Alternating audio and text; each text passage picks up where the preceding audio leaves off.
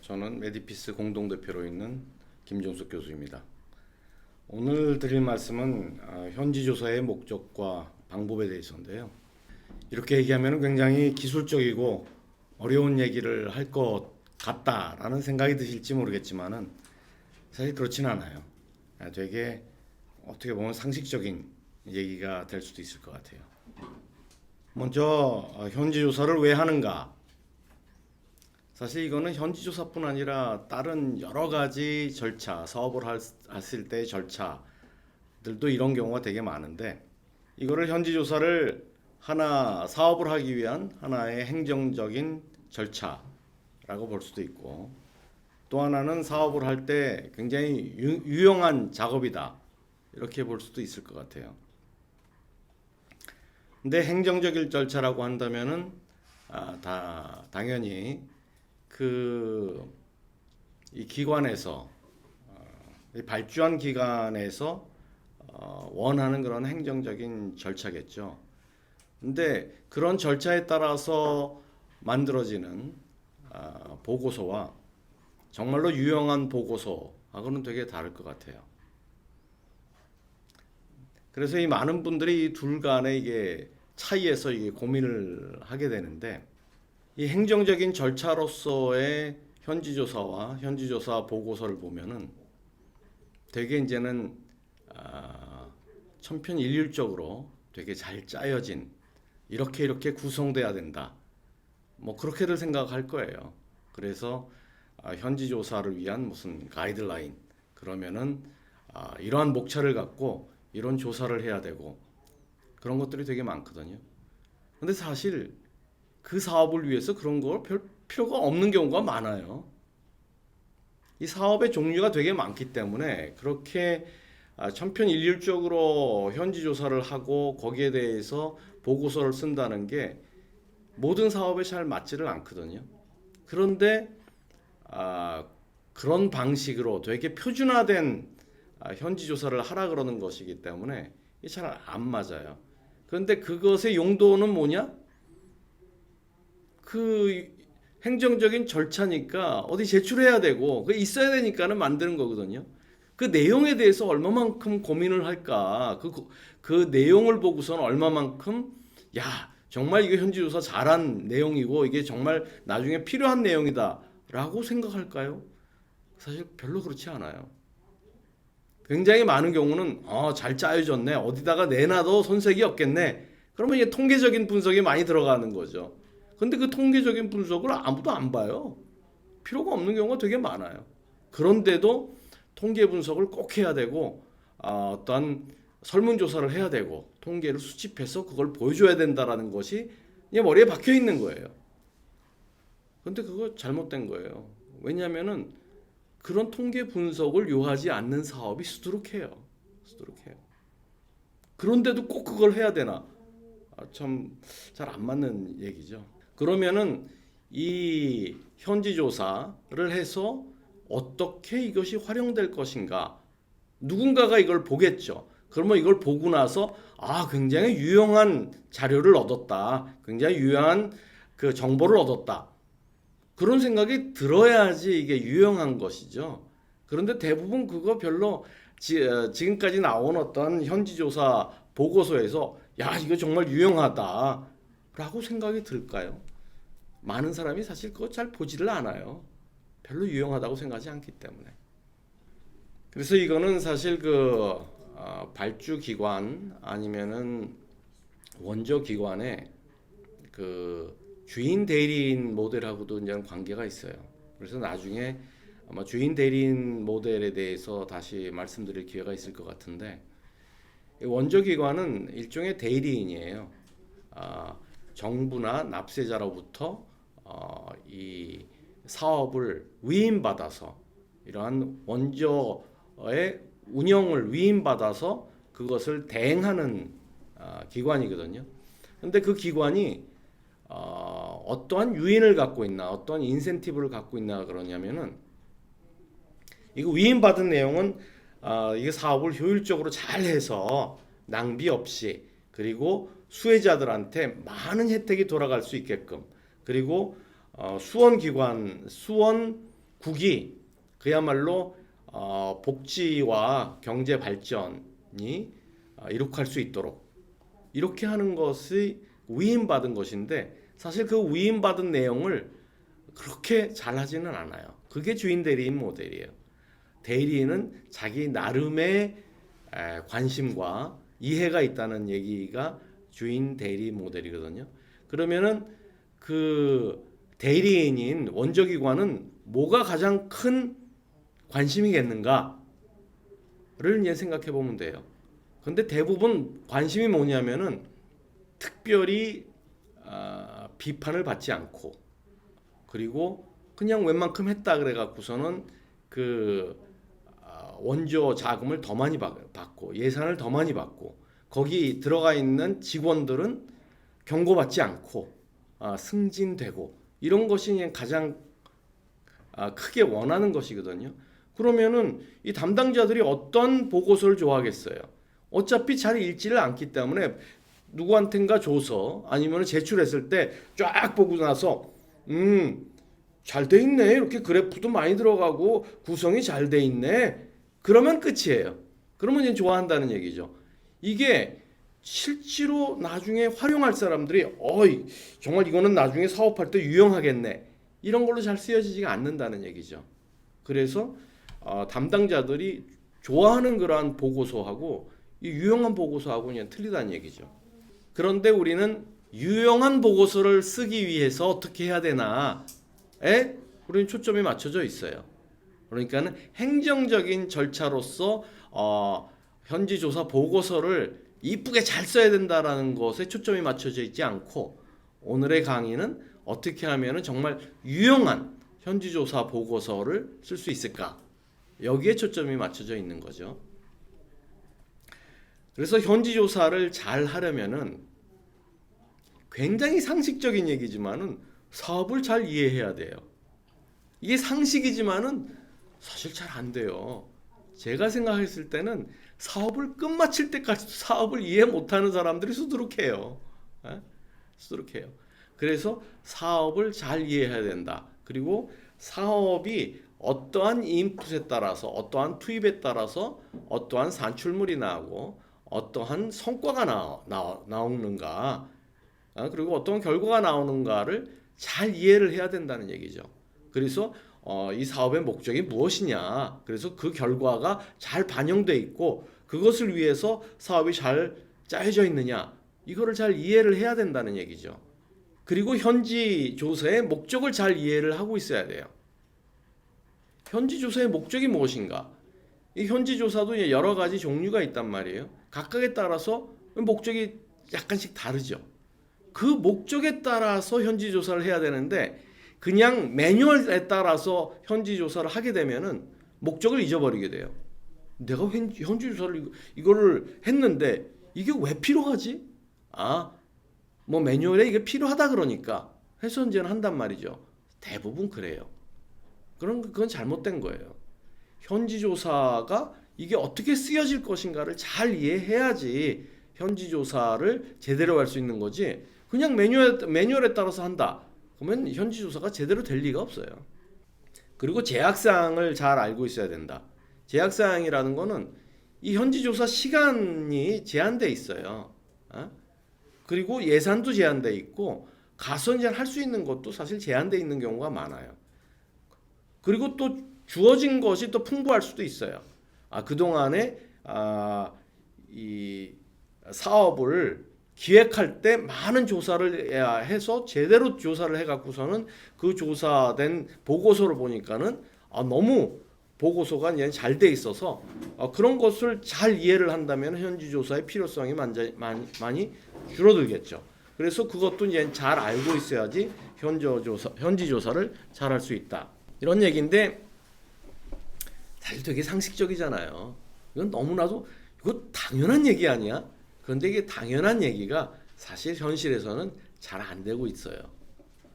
왜냐하면은 우리는 형식과 실용성에 대해서 굉장히 고민을 해야 되는데 그 고민을 많이 안 했고 또 발주기관에서는 형식을 굉장히 요구를 많이 하기 때문에 우리가 실용성에 대해서 이거 왜 해야 되느냐, 실용성에 대해서 고민을 하기도 전에 그 행정적인 그러한 것을 맞추기 위해서 너무나도 노력을 하다 보니까 이거에 대해서 생각할 시간이 별로 없어요.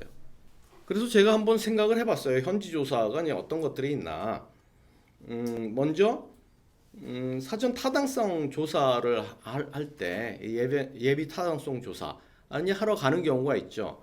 그래서 사업을 먼저 그냥 발굴을 해서 현지 그 사무소라든가 아니면은 현지 사무소와 수원국 정부 거기서 이제는 사업을 발굴을 해서 기획을 하게 되죠.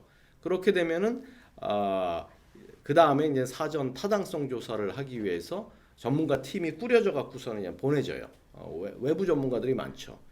뭐 내부 전문가도 껴서 갈 수도 있겠지만은 그래서 가서 그냥 타당성 조사를 해요. 그리고 이것이 이제는 심사 및 승인이 되고 나서는 집행 계획을 수립하게 되고 이게 이제는 사업을 이제 실시하기 전에 기초선 조사를 이제는 가게 되죠. 그래서 기초선 조사는 사업을 시작하기 전이 어떤 상태였는가를 보고 그 끝날 때와 비교를 하기 위해서 여러 가지 지표와 상황을 파악하기 위해서 가는 거죠. 그래서 그게 이제 기초선 조사죠. 그런 다음에 이제 사업을 실시하고 사업을 이제 종료하게 되면은 나중에 뭐 종료선 조사를 할 수도 있고 그 다음에 이제 사후 평가를 하게 되는데 평가를 하기 위해서는 또 외부 전문가 집단 평가팀을 만들고 그 평가팀이 현지 조사를 하기 위해서 또 다녀오게 됩니다. 그래서 뭐 여러 가지 그 현지 조사 목적이 있을 것 같아요. 그래서 예비 타당성 조사하러 갔을 때는 목적이 무엇인가를 가장 먼저 생각해야 되겠죠. 목적은 이 사업을 수행할지 안 할지 여부란 말이에요. 그래서 그걸 중점적으로 봐야 돼요. 수행해야 될지 안 할지.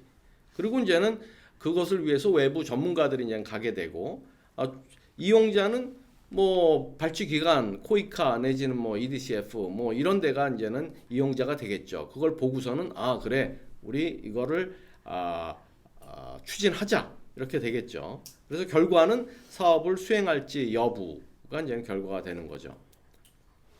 기초선 조사에서는 이제는 이미 사업을 수행하기로 이제는 결정이 나고 심지어 저기 그 수행자 사업 수행자 PMC까지 이제는 선정이 된 다음에 사업을 시작하기 전이 어떤 상태였는가를 파악하기 위해서 조사를 나가죠. 그래서 요때 조사한 거에 따라서 그 다음에 이제 모니터링도 하게 되고 그 다음에 종료선 조사도 이거에서 일렬 선상에서 이렇게 하게 되는 것이죠. 그래서 이때 이제는 그 PDM에 그 지표도 선정을 하고 조사를 하고 기초선 조사니까는 기초값을 이때 이제는 결정하게 될 가능성이 많죠. 그래서 이거는 그냥 PMC에서 하게 되고 이것을 추후에 PMC가 계속 활용을 하겠죠. 모니터링 할 때 기초선에서 지표가 요 정도 나왔으니까는 우리가 한 1년 후에는 요 정도는 가야 되겠다. 그리고 2년 후에는 요 정도 가고 최종 우리가 끝났을 때는 요 정도로 가야 되겠다. 그래서 그 전체를 이제는 봐야 되기 때문에 주로 PMC가 이제 활용을 하게 되는 것이고 모니터링하고 종료선 조사하고 이제 같이 사용을 하게 되는 것이죠. 그래서 가장 중요한 것들은 기초선 지표 확립인데 이 지표 확립을 지표라 그러니까는 꼭 통계 데이터에서 나온 그 양적 지표라고 생각하는 경우가 많은데 꼭 그런 거는 아니라고 봐요. 왜냐하면 뭐가 법이 존재하지 않았다. 그럼 이제 법이 이제 제정돼야 되니까 기초선 조사에서는 법이 존재하지 않는다. 이것도 하나의 중요한 지표가 되겠죠. 그리고 이제 사후 평가를 위한 현지 조사에서는 사업이 잘 수행되었는지 그냥 판단하기 위해서 가는 거죠. 그래서 주로 이제 외부 평가자 팀을 만들어서 가게 되죠. 그래서 이거를 이제는 보고서를 만들 때는 최종적인 이용자는 뭐 납세자가 되겠죠. 그래서 이거는 공개하게 돼 있습니다. 보통 사업을 평가하면은 사업이 잘 됐는지 안 됐는지 이제는 공개를 해서 납세자들이 보고서는 이 내가 낸 돈을 갖고 잘 사용을 하고 있구나 이런 걸 이제 보게 돼 있어요. 그래서 최종적으로 이 사업의 평가 점수를 매기고 그 점수에 따라서 이제는 납세자 내지는 뭐 기자 뭐 국회의원들이 이제는 그걸 보게 되겠죠. 그래서 그게 이제 최종적인 목적과 이게 활용이라고 할 수가 있겠습니다. 그럼 먼저 이제 사전 타당성 조사에 대해서 말씀을 드리자면은 사전 타당성 조사를 갈 때는 이미 이제 사업의 기획안이 나와 있겠죠. 그래서 이제 개념적으로 이게 어떤 사업이다가 나와 있고 예비적으로 이제는 PDM이 나와 있어요. 지표 같은 건 나와 있지 않지만은 예비 이제 PDM이 나와 있겠죠. 그래서 그냥 그걸 보고서는 가는 건데 지표 같은 거는 그때는 뭐 새로운 통계를 뭐 모으고 그러기는 되게 어렵고 시간도 되게 짧아요. 그래서 가서 이게 공개된 지표 그러니까는 뭐 거기 통계청이나 보건부에서 나온 그 자료를 보고서는 여기 이게 필요한 거구나라고 생각하면은 그 사업을 이제 추진한다 그러는 거죠. 그래서 여기서 가장 중요하게 볼 거는 사업의 적절성을 확인하는 겁니다. 근데 여기서도 사실은 상당한 정도의 주인 대리인의 그러한 그 고민이 사실 나와요. 왜냐하면은 이런 거를 했을 때는 이미 상당한 기간 동안 이 준비를 해온 거거든요. 그래서 그 현지 사무소에서도 이걸 상당 기간 고민을 했고 또 만들었단 말이에요. 그 기획안을 만드는데 사실 뭐 어떤 사람들이 연루가 되고 또 중간에 이거를 제안한 사람들 있고 그런데 노력을 했는데 이 예비 타당성 조사팀이 가갖고서는 이거를 쉽게 이거는 어렵다, 이거는 안 된다라고 얘기하기가 쉽지는 않아요. 그래서 대부분은 그냥 가서 뭐 타당하다라는 결론이 나오는 게 뭐 굉장히 많죠. 훨씬 되게 많아요. 예?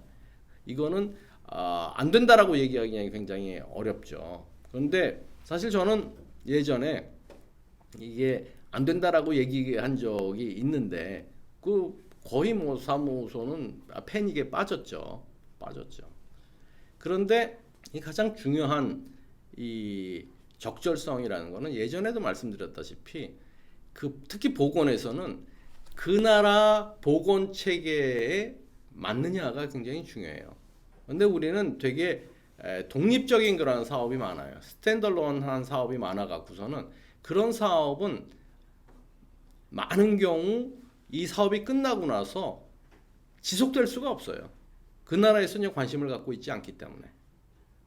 그래서 제가 가서 봤더니만은 그 나라에서 크게 관심을 갖고 있지 않고, 물론 그 자기한테 떨어지는 게 좀 있고 기자재도 떨어지고 공짜고 그러니까는 수원국 사람들은 대부분 좋다고 하죠.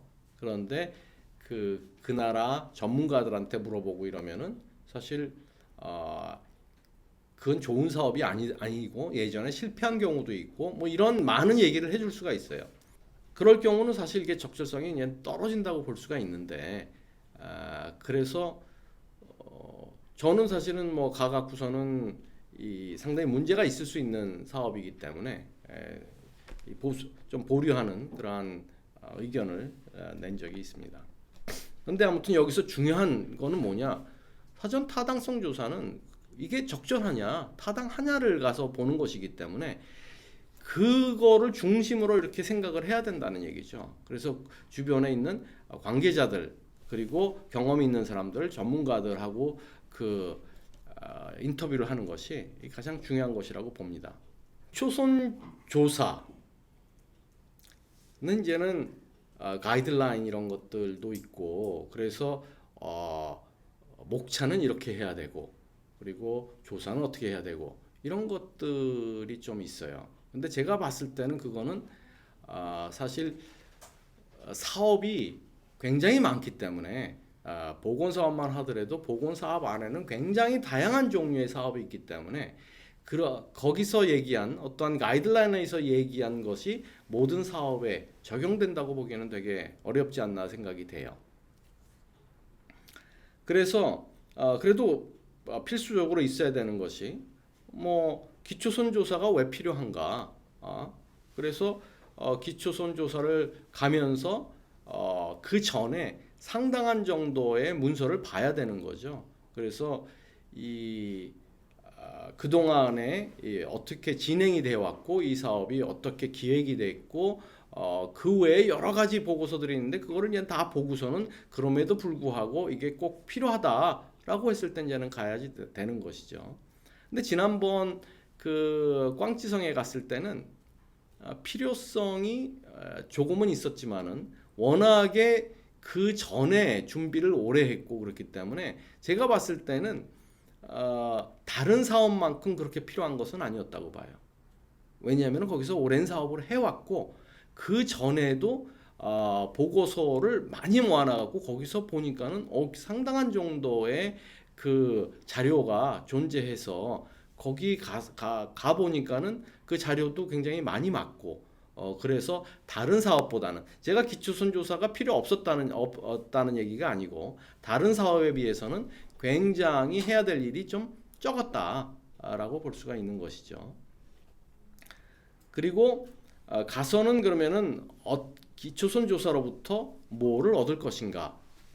그러면은 결국은 사업을 잘 이해를 해야 돼요. 사업이 어떠한 목적을 갖고 사업을 하고 있고 어떠한 지표들을 우리가 세워야 되고 그 지표들에 대해서 어떠한 조사를 해야 된다. 이런 것들은 잘 알아야지 되는 거죠. 그래서 지표 선정, 가선의 지표를 선정하는 게 이제는 굉장히 중요한 그러한 작업이라고 할 수가 있습니다. 그 다음에 이제는 문제인데 이제 조사 방법이 있잖아요. 그런데 조사 방법에 대해서 많은 가이드라인이라든가 또 일반적으로 생각하는 사람들은 조사 방법은 설문을 해야 된다라고 생각하는 사람들이 굉장히 많다는 거죠. 근데 실제로 그렇지는 않아요. 제가 생각했을 때 모든 사업마다 이러한 설문조사를 해야 되나? 그렇지 않아요. 왜냐하면 저는 설문이 왜 필요한가 하는 사업들이 굉장히 많이 봤거든요. 그럼에도 불구하고 설문을 꼭 해야 된다는 그러한 얘기는 저는 납득할 수가 없어요. 그래서 여러 가지 PDM상의 그러한 그 지표 내지는 이제는 산출의 지표 아니면은 성과의 지표 이런 것들이 있는데 이런 것들을 어디서 찾아낼 것인가 그리고 이제 최종적인 결과에 대한 그러한 최종적인 목표치를 어디서 구해낼 것인가 그러면 상당한 정도는 이제 문헌에서 찾아야 되겠죠. 그래서 가면은 문헌을 굉장히 많이 요구를 해갖고 그걸 그냥 받아와야 되죠. 그런 다음에는 인터뷰가 굉장히 중요하죠. 사실 저는 인터뷰가 가장 중요하다고 생각을 해요. 그런데 인터뷰에는 상당히 테크닉이 필요하고 뭐를 질문을 해야 될지 그리고 어떤 방식으로 질문을 해야 될지 그런 게 이제 너무나도 중요하다는 거죠. 누구를 찾아가서 어떤 질문을 해야 될지. 약간 오늘의 그 주제에서 벗어나지만은 여러분들 챗GPT를 사용하신 분들이 있을지 모르겠어요. 근데 챗GPT를 사용할 때 가장 중요한 게 뭐냐? 그러면은 사실 우리가 기술적인 거 그런 거 하기는 굉장히 어려워요. API를 이용해 갖고서는 자동으로 이게 자료를 다운 받아 갖고 엑셀표로 만들고 이런 거는 기술적인 거죠. 그래서 그런 기술적인 것을 잘하는 사람은 또 나름대로 할 수 있는 게 굉장히 많겠죠.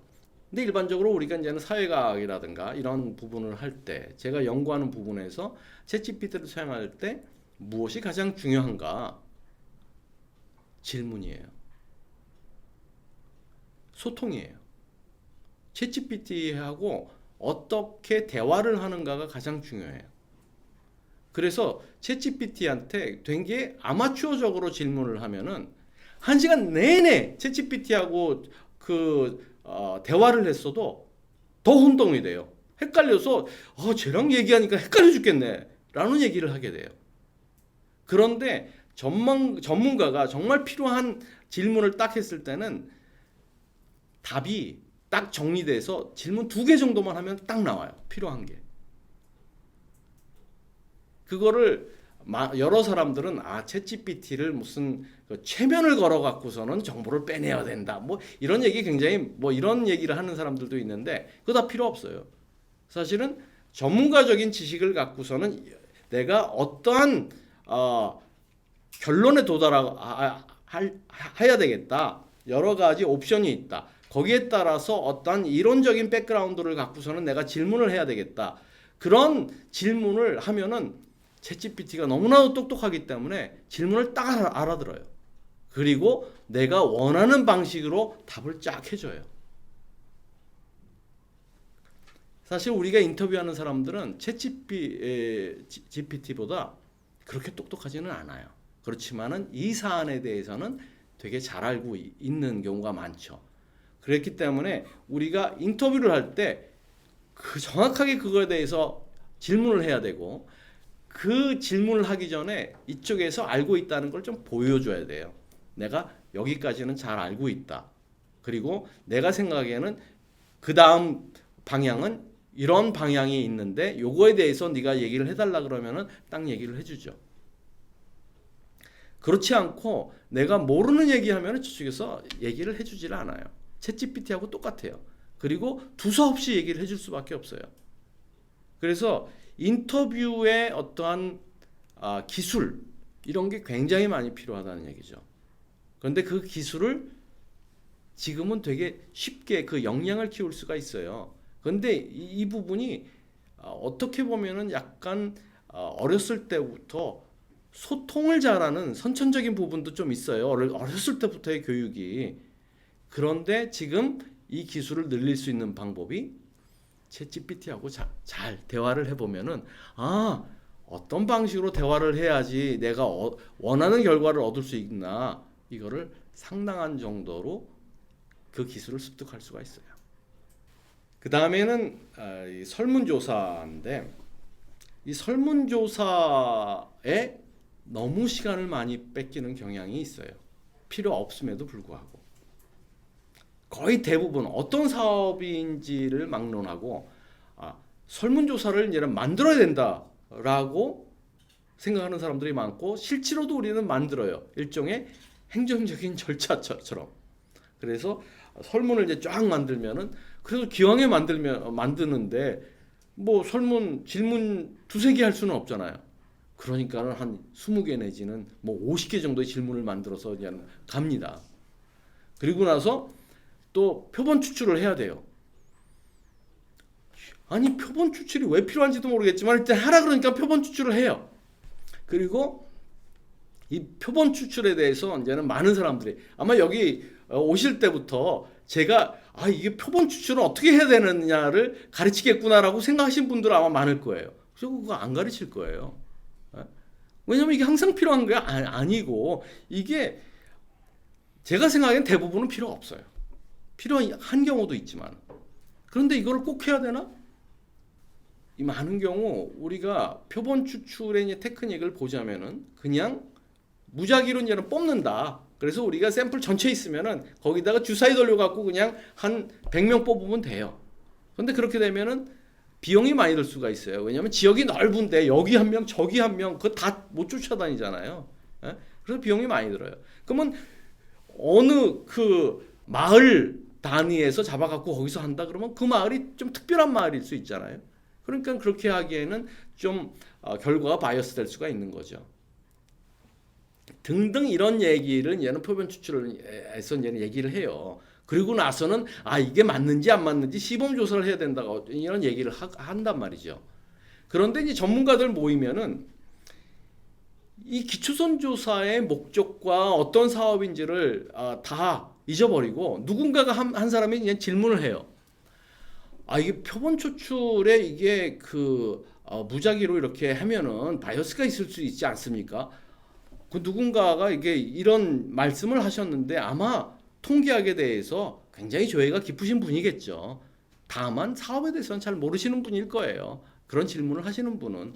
그러면은 딴 분들 나와서 그거 맞습니다. 이게 뭐 표본 추출을 이게 과학적으로 해야죠. 그래갖고서는 무슨 군집 뭐 분리를 한 다음에 이렇게 해야 되는 것이고, 이거 시범 조사도 해야 되고, 그거를 이런 얘기를 1시간 내내 합니다.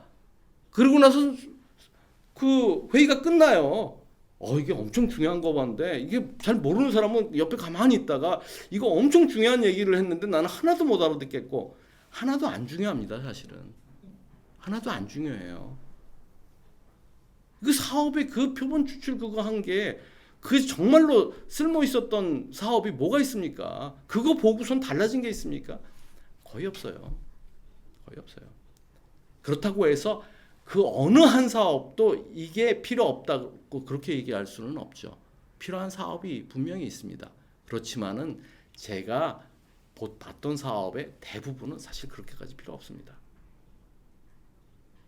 그리고 더한 것은 이 조사를 하려면 조사원을 고용을 해야 돼요. 근데 조사원이 잘 몰라갖고서는 그냥 아무렇게나 하는 경우가 수두룩해요. 그 오류가 훨씬 커요. 그 오류가. 지난번에 갔더니 어떤 그 조사원은 가갖고서는 집에서 쫙 자기가 그은 거예요. 다행히도 그분은 똑같은 숫자 3번으로 다 그었어요. 그거 굉장히 고맙죠. 만약에 무작위로 그었다면은 우리가 이걸 맞는 것이라고 생각하고서는 갖고 와서 분석을 했을 거 아니에요. 그런데 다행히 3번으로 쫙 그어놨기 때문에 이거는 잘못된 설문으로 빼놓을 수 있었어요. 너무 고맙지 않아요? 그런데 제가 모르게 그분들 중에서 그렇게 하면 걸리지 해서 띄엄띄엄 1, 2, 3, 3, 2, 3, 뭐 4, 뭐 2, 3 이렇게 무작위로 답한 사람도 있었을지 몰라요. 그 오류가 굉장히 크거든요. 네? 실제로 가보면은. 그런데 이렇게 과학적으로 엄밀한 방법을 썼다고 해서 그게 해결되나요? 안 돼요. 그 다음에 이제는 그것을 갖고 와서 이제 분석할 필요가 있죠. 분석은 앞에서 얘기한 앞에 이제 조사 방법 중에 공식 자료가 있는데 이게 사실 더 중요할 때가 많아요. 거기서 이제 통계청에서 그 모아놓은 자료라든가 보건부에서 이제 모아놓은 자료 그런 자료를 충분히 얻어 갖고 와야 되는 거죠. 그래서 현재 갔을 때 이렇게 문헌조사 그 사람들한테 이제 자료를 다 얻어와야 되는 거고 인터뷰, 설문조사, 그리고 공식 자료 이렇게 받아와야 되는데 제 경험으로는 사실 인터뷰가 그 중에서 가장 중요하지 않나 생각이 돼요. 인터뷰의 기술이 굉장히 중요해요. 인터뷰의 기술이. 그래서 보통 저는 이 전체적인 우리가 갖고 있는 생각을 많이 이 상대방한테 얘기를 해줘요. 그래서 그게 맞느냐? 그러면 너한테 질문할 거는 요 부분인데 요 부분에 대해서 어떻게 생각하느냐? 그렇게 이제는 질문을 하는 편이죠. 그래서 저랑 같이 갔던 그 조수들 그리고 이제는 보조원들 다 제가 무슨 질문을 하고 그 의도가 뭔지 잘 파악을 해야 된다. 그게 이제는 그래야지 그 다음에 갔을 때 비슷한 방법으로 이게 질문을 할 수가 있으니까. 그래서 뭐 일종의 역량 강화 차원에서 우리 보조원들한테 그렇게 이제는 조교들한테 그거를 잘 유심히 보라 그랬죠. 그리고 이제 갖고 와서 그냥 분석을 하는 거죠. 분석을 하는 것 중에서 경우에 따라서는 이제 문헌조사가 굉장히 중요할 때도 있고 인터뷰가 중요할 때도 있고 설문조사도 뭐 중요할 때도 있습니다. 그리고 공식 자료 이게 뭐 다 그 프로젝트에 따라서 어떤 것을 더 많이 이용할 것인가 그냥 프로젝트에 따라 다르겠죠. 그리고 이제 지표에 대한 이해를 해야 되는데 이 지표가 그 동안에는 굉장히 많이 이 publicly available한 데이터 그러니까는 공식적인 데이터를 사용해야 된다고 이제 생각을 했는데 그리고 공식적으로 이게 확인할 수 있는 이런 자료를 해야 된다고 생각했는데 가서 보면은 사실은 그 외의 자료 그쪽에서 이제는 따로 모아줄 수 있는 자료 그리고 본인이 조사한 자료 이런 것도 똑같이 중요한 자료라고 할 수가 있겠습니다. 근데 이제 사례로 베트남 꽝찌성 장애인 종합생활센터 설립 사업에서 이제는 보는 거죠. 여기에 어느 정도 이 설문이라든가 이런 것들이 이제 들어갔나를 보는 거예요. 그러면 여기서 우리가 실제로 이제는 설문을 사용을 한 거는 2.2에 해당하는 지역사회 장애 인식 정도 향상. 요거 하나예요. 요거 하나. 설문을 이용한 거는. 나머지는 사실은 우리가 뭐 기준치가 0이니까 이건 새로운 사업이니까 이 장애인 종합재활센터를 그냥 설립하고 운영하는 거란 말이에요. 그러면은 건축 완공, 건축물이 없었으니까는 뭐 사실 설문과 뭐 이런 거하고 상관이 없는 것이죠. 그리고 뭐 기자재 지원율, 뭐 아무튼 아웃풋에 해당되는 것들은 보시다시피 뭐 설문과 관련돼 있는 게 별로 없어요. 그 다음에는 장애인 복지 시설이 반영되고 정부의 역할이 명시된 법 규제 제정. 이것도 사실 앞으로 이제는 뭘 만들어야 되는 것이기 때문에 현재는 없죠. 그리고 이게 설문과 관련돼 있지는 않아요. 장애인 취업률, 뭐 이것도 설문과 관련돼 있는 건 아니죠. 그래서 여기서 보시면은 이 설문과 관련돼 있는 설문을 꼭 해야 된다라는 것이 별로 없죠. 별로 없어요. 여기서 유일하게 설문으로 돼 있는 지역사회 장애인 인식 정도의 향상. 그래서 이 설문을 이제는 해서 이 설문 전과 후를 이제 비교를 한다는 얘기죠. 그런데 이 부분이 사업에서 이게 얼마만큼 중요한 것이냐? 사실 이 전체 사업에서 이 인식 정도의 설문을 통해서 하는 거는 여기서는 사실 그렇게까지 중요한 그 요소는 아닙니다. 중요한 요소는 아니에요. 그래서 이거는 그냥 개선되면은 좋을 거라고 생각돼서 그냥 집어넣은 것이지, 실제로 이 현지 조사를 할 때 이게 필수적으로 중요한 것인가? 사실 아니죠. 우리가 장애인 종합재활센터를 건립을 해서 서비스를 그냥 어떻게 주고 거기서 이 이용자가 얼마나 되고, 그래서 전체적으로 장애인 복지 시스템이 이게 개선되고 이런 것들이 중요한 것이지, 설문을 얘기해서 당신네들은 뭐 이거가 잘 되고 있다고 생각하느냐, 뭐 이런 것들이 중요한 건 아니거든요. 그래서 이 설문조사를 여기서 굉장히 적게 했죠, 사실은. 이거를 우리 예비 타당성 조사라든가 이게 갔을 때, 이 설문조사는 뭐 하긴 했지만은 이 설문조사 하는데 되게 오류도 많고, 그렇기 때문에 이 설문조사는 용도가 그렇게까지 많지는 않다. 여기서는 오히려 다른 부분들, 실제로 서비스를 주고 서비스 이용률이 얼마나 되고 그런 것들이 중요하다고 볼 수가 있는 것이죠. 그래서 실제로 이 설문은 그렇게까지 많이 활용을 하지는 않았다, 이렇게 볼 수가 있겠습니다. 이거는 볼리비아 라파스주 임상병리 검사실 체계 강화 사업인데, 여기서 이게 설문조사할 거리가 없어요, 사실은. 아니 이게 임상병리 검사실 만들어 갖고서는 그 설치해서 이 장비 들어놓고 그리고 어떠한 형태의 검사를 할 것인가를 이게 보는 건데, 그리고 앞으로 그 검사를 얼마나 하는지 나중에 따져보면 되는 것인데, 여기에 대해서 설문을 뭐 몇 개를 하겠어요. 설문. 이 설문이 그렇게 중요한 게 아니라는 거죠, 여기서도. 설문할 건덕지 자체가 사실 별로 없어요. 지금까지는 그 현지 조사가 예비 타당성 조사에 대해서 말씀드렸고, 그 다음에 이제는 기초선 조사에 대해서도 말씀드렸고, 그 다음에 평가를 위한 현지 조사에 대해서 이제는 말씀드립니다. 이 평가를 위해서는 먼저 이제는 그 사업에 대해서 잘 파악을 할 필요가 있죠. 그래서 먼저 그 사업의 기존의 자료들을 다 보고서는 사업이 어떻게 진행됐는가, 그런 것들을 그냥 다 보고서 현지 가서 이제는 확인을 하는 것인데, 사실 그 경험 있는 평가자라고 하더라도 이게 외부 평가자고 그 사업에 대해서 잘 모르기 때문에 자료만 보고서는 파악하기는 쉽지는 않아요. 그렇지만은 그래도 최대한 자료를 보고서는 가게 되겠죠. 그리고 갈 때 완벽하게 이게 어떻게 평가를 해야 되겠다라는 생각을 갖고 가기도 되게 힘들어요. 그래서 어느 정도는 갖고 가지만은 가서 보면은 실제 상황은 본인이 생각했던 거하고는 굉장히 다른 경우도 꽤 있다는 거죠.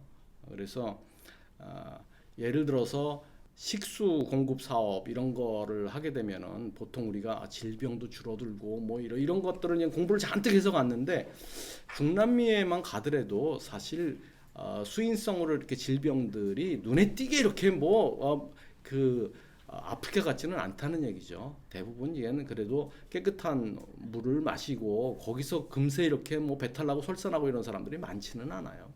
그래서 그런 것들은 이제 실제로 이제는 가서 또 봐야 되는 부분들이 있어야 돼서 현지 조사가 이제 꼭 필요하죠.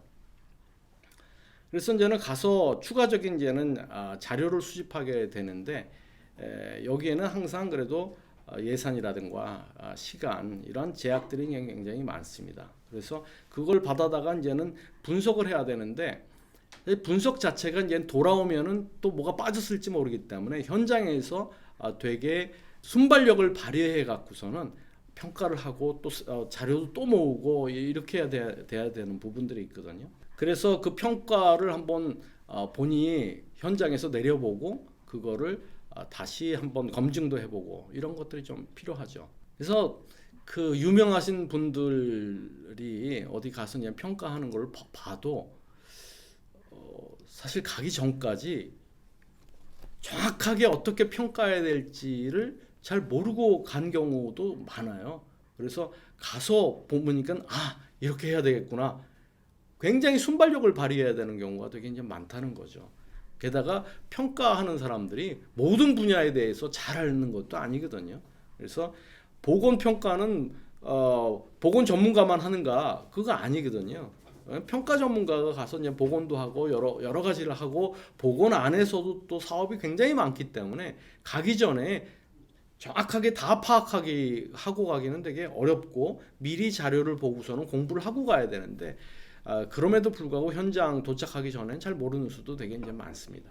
그래서 이제 가게 되면은 다시 뭐 인터뷰도 하고 포커스 그룹으로 이렇게 사람들 모아놓고 이제는 그 인터뷰도 하고 또 설문조사도 하고 뭐 사례 조사도 하고 직접 관찰도 하게 되는데 역시 이 공부를 이제 많이 하고 가고 또 한 명 내지 두 명하고 이렇게 인터뷰를 하는 게 저한테는 가장 중요한 부분이 아닌가 생각이 돼요.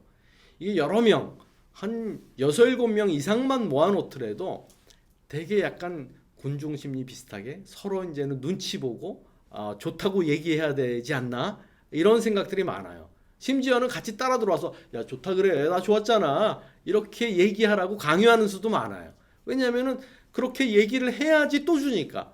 이거 다 신통치 않았다 그러면은 다시 주겠어요. 그렇기 때문에 이 포커스 그룹도 사실 테크닉이 많이 필요한데 그것보다는 좀 1대1 내지는 뭐 2대1 정도로 만나는 게 훨씬 더 이게 중요하지 않나 생각이 됩니다. 설문조사에서도 사실 사람들 모아놓고 설문조사하면은 또 누군가 들어와서 막 압력 주고 그래요. 야 이거 좋았잖아. 너희들은 그렇게 생각하지 않니? 뭐 해갖고서 이게 또 달라는 얘기죠. 왜냐면 이게 잘못 나오면은 평가가 잘 안 나오니까 평가 안 좋으면은 또 받기 힘들어지니까. 그래서 설문조사도 이렇게까지 좋지 않은 방법이라고 생각이 되고요. 그리고 이 사람들이 또 사업에 대해서 잘 모르고 뭐 글을 읽지 못하는 사람도 있으니까 되게 좀 어려워하는 부분들이 있어요. 그래서 이제는 가서 직접 관찰하고 이러는 부분도 필요한데 그런 것들도 사실 쉽지는 않아요. 왜냐면 뭐 사업들이 그 자리에서 다 진행되고 있는 건 아니니까. 그래서 이제는 그 분석이 필요한데 문헌 조사를 통해 파악된 정보나 가설을 또 현장 조사를 통해서 원인을 찾아내고 이제 분석하고 그런 것들이 굉장히 필요한 부분이죠. 그래서 이런 걸 여러 가지를 하다 보면은 많이 읽고 이게 경험을 갖고 있는 것이 되게 이제 중요하다고 생각이 됩니다. 그래서 원조 사업이 여러 가지 다른 국가들, 다른 환경 그리고 다른 문화 속에서 이제 진행이 되기 때문에 개발 평가의 경우 현지 조사 절차가 없다면은 평가 결과에 대해서 이제 확신을 갖기가 되게 어렵죠. 사실 말로만 듣는 거는 되게 긍정적인 편향이 생겨요. 대부분은 그 보고서들은 되게 좋았다라는 얘기를 많거든요. 특히 이제는 그 직원들이 직접 하는 어떤 보고서,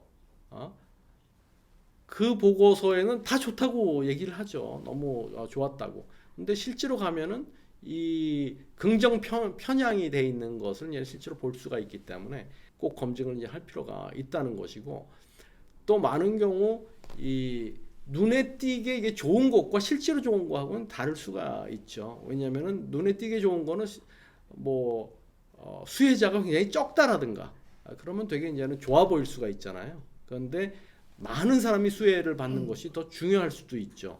그렇기 때문에 현지에 가서 잘 파악을 하고 관찰을 할 필요가 있다 이렇게 생각이 됩니다. 네, 그러면은 오늘은 현지 조사의 목적과 이제는 방법에 대해서 말씀드렸는데, 이게 사업의 종류가 되게 많고 또 분야도 많고 그렇기 때문에 되게 좀 융통성 있는 방법으로 해야 될 거라고 생각이 됩니다. 여기서는 꼭 설문조사를 해야 된다. 설문조사가 가장 중요하다. 아니면 여기서는 무슨 다른 문서가 가장 중요하다. 이렇게 보기에는 굉장히 어려운 것 같아요. 그래서 현장에서 가면은 사실 이게 순발력 있게 거기에서의 이슈를 파악해내고 그 포인트를 핵심을 잡아놔야 되기 때문에 굉장히 좀 경험도 많이 필요하다고 생각이 됩니다. 그렇지만 아무튼 설문조사는 되게 이제는 하나의 방법, 그리고 여러 방법 중에 하나고, 모든 저거 조사에서 가장 중요한 요소는 이제 될 수가 없다고 저는 생각을 해요. 그게 가장 중요한 요소가 되는 사업도 있겠죠. 그렇지만은 제가 경험한 바에 의하면은 그런 거는 오히려 소수고, 대부분의 경우는 가서 인터뷰를 하고 현지 조사를 하고 그런 것들이 훨씬 중요하지 않나 이런 생각이 듭니다. 네, 감사합니다.